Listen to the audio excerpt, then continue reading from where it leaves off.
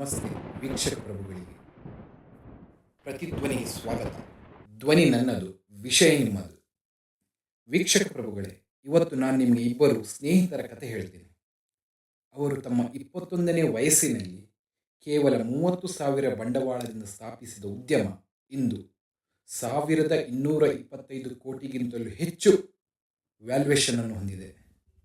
ಸ್ನೇಹಿತರೆ, 2008ರಲ್ಲಿ ಸಾಗರ್ ದರಿಯಾನಿ ಮತ್ತು ವಿನೋದ್ ಕುಮಾರ್ ಎಂಬ ಸ್ನೇಹಿತರು ತಮಗೆ ಕ್ಯಾಂಪಸ್ ಸೆಲೆಕ್ಷನ್ನಲ್ಲಿ ಸಿಕ್ಕಂತಹ ಕೆಲಸವನ್ನು ಬಿಟ್ಟು ಮೊಮೋಸ್ ಬಿಸ್ನೆಸ್ ಅನ್ನು ಪ್ರಾರಂಭ ಮಾಡುತ್ತಾರೆ. ಅದುವೇ ಮುಂದೆ ವಾವ್ ಮೊಮೋಸ್ ಎಂದು ಪ್ರಸಿದ್ಧಿ ಪಡೆಯುತ್ತದೆ. ಸ್ನೇಹಿತರೆ, ಇವರಿಗೆ ವಾವ್ ಮೊಮೋಸ್ ಪ್ರಾರಂಭ ಮಾಡಲು ಸ್ಫೂರ್ತಿ ಇವರಿಗೆ ಮೊಮೋಸ್ ಮೇಲೆ ಇದ್ದ ಪ್ರೀತಿ ಅಂತಲೇ ಹೇಳ್ಬೋದು. ಹಾಗೆ ಇವರ ಕಾಲೇಜು ದಿನದ ಸಮಯದಲ್ಲಿ ಒಬ್ಬರು ಮಹಿಳೆ ಕಾಲೇಜಿನ ಪಕ್ಕದಲ್ಲಿ ಮೊಮೋಸ್ ಮಾರುತ್ತಾ ಇದ್ದು ಅದನ್ನು ತಿನ್ನಲು ಹೋಗುತ್ತಿದ್ದಂತಹ ಇವರು ತಾವು ಯಾಕೆ ಮೊಮೋಸ್ ಬಿಸ್ನೆಸ್ ಅನ್ನು ಪ್ರಾರಂಭ ಮಾಡಬಾರದು ಎಂದು ಯೋಚಿಸುತ್ತಾರೆ. ಹಾಗೂ ಸಾಗರ್ ದರಿಯಾನಿಯವರು ತಮ್ಮ ತಂದೆಯಿಂದ ಪಡೆದಂತಹ 30,000 ಬಂಡವಾಳದಿಂದ ತಮ್ಮ ವಾವ್ ಮೊಮೋಸ್ ಪ್ರಥಮ ಔಟ್ಲೆಟ್ ಅನ್ನು ಕೋಲ್ಕತ್ತಾದ ಸ್ಪೆನ್ಸರ್ ರಿಟೈಲ್ ಸ್ಟೋರ್ನಲ್ಲಿ 2008ರಲ್ಲಿ 200 ಸ್ಕ್ವೇರ್ ಫೀಟ್ ಕಿಚನ್ ಮತ್ತು ಒಂದು ಟೇಬಲ್ನ ಮೂಲಕ ಆರಂಭ ಮಾಡುತ್ತಾರೆ. ಇವರು ಪ್ರಾರಂಭದ ದಿನದಲ್ಲಿ ಜನರನ್ನು ಆಕರ್ಷಿಸಲು ಹಳದಿ ಬಣ್ಣದ ಟಿ ಶರ್ಟ್ ಧರಿಸಿಕೊಂಡು ವಾವ್ ಮೊಮೋಸ್ನ ಪ್ರಚಾರವನ್ನು ಸ್ವತಃ ತಾವೇ ಮಾಡುತ್ತಾರೆ. ಹಾಗೆ ತಮ್ಮ ಔಟ್ಲೆಟ್ಗೆ ಬಂದಂತಹ ಕಸ್ಟಮರ್ಗಳಿಗೆ ಉಚಿತ ಮೊಮೋಸ್ ಕೊಡುವುದರ ಮೂಲಕ ಅವರ ಅಭಿಪ್ರಾಯವನ್ನು ಸಂಗ್ರಹ ಮಾಡುತ್ತಾರೆ. ಇದು ಮುಂದೆ ಇವರ ಬಿಸ್ನೆಸ್ ಶೀಘ್ರವಾಗಿ ಬೆಳೆಯಲು ಕಾರಣವಾಗುತ್ತದೆ. ಸ್ನೇಹಿತರೆ, ತಮ್ಮ ಪ್ರಾರಂಭಿಕ ದಿನದಲ್ಲಿ ದಿನವೊಂದಕ್ಕೆ 2ರಿಂದ 3 ಪ್ಲೇಟ್ ಮೊಮೋಸ್ ಸೇಲ್ ಆಗುತ್ತಾ ಇದ್ದರೆ ಈಗ ತಿಂಗಳಿಗೆ 30 ಲಕ್ಷಗಳಿಗೂ ಅಧಿಕ ಪ್ಲೇಟ್ ಮೊಮೋಸ್ ಸೇಲ್ ಆಗುತ್ತಾ ಇದೆ. ಇದು ಇವರ ಪರಿಶ್ರಮಕ್ಕೆ ಸಿಕ್ಕ ಜಯ ಅಂತ ಹೇಳ್ಬೋದು. ಸ್ನೇಹಿತರೆ, ಇವರಿಗೆ ಪ್ರಾರಂಭದ ದಿನದಲ್ಲಿ ಕೋಲ್ಕತ್ತಾದ ಮಾಲ್ನಲ್ಲಿ ತಮ್ಮ ವಾವ್ ಮೊಮೋಸ್ ಔಟ್ಲೆಟ್ ಅನ್ನು ಓಪನ್ ಮಾಡಲು ಅವಕಾಶವನ್ನು ಯಾರೂ ಕೊಡದ ಕಾರಣ ಇವರು ತಮ್ಮ ಪ್ರಥಮ ಔಟ್ಲೆಟ್ ಅನ್ನು ಬೆಂಗಳೂರಿನ ಒಂದು ಮಾಲ್ನಲ್ಲಿ ಪ್ರಾರಂಭ ಮಾಡುತ್ತಾರೆ.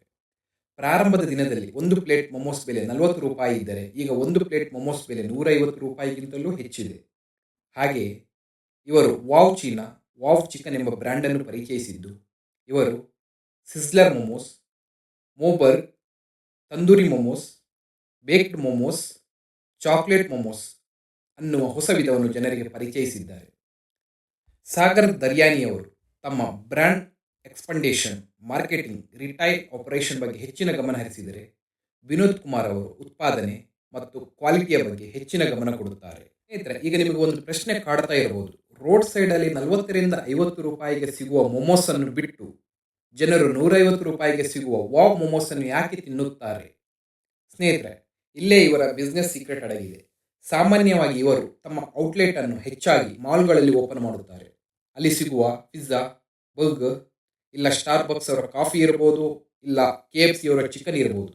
ಇದಕ್ಕೆ ಕಂಪೇರ್ ಮಾಡಿದರೆ ವಾವ್ ಮೊಮೋಸ್ ಅವರ ದರ ಕಮ್ಮಿ ಇರುತ್ತದೆ.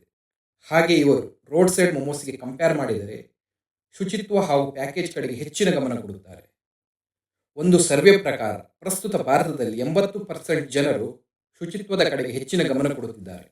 ಸ್ನೇಹಿತರೆ, ಆರಂಭಿಕ ದಿನದಲ್ಲಿ ಸಾಗರ್ ದರ್ಯಾನಿ ಅವರ ತಂದೆಯ ಬಳಿ ಬಂದು ಜನ ಹೇಳ್ತಿದ್ರಂತೆ, ಏನು ನಿಮ್ಮ ಮಗ ಮೊಮೋಸ್ ಮಾರ್ತಾ ಇದ್ದಾರೆ, ಯಾವುದಾದ್ರೂ ಒಂದು ಒಳ್ಳೆಯ ಕೆಲಸ ಮಾಡಲು ಹೇಳಿ ಅಂತ.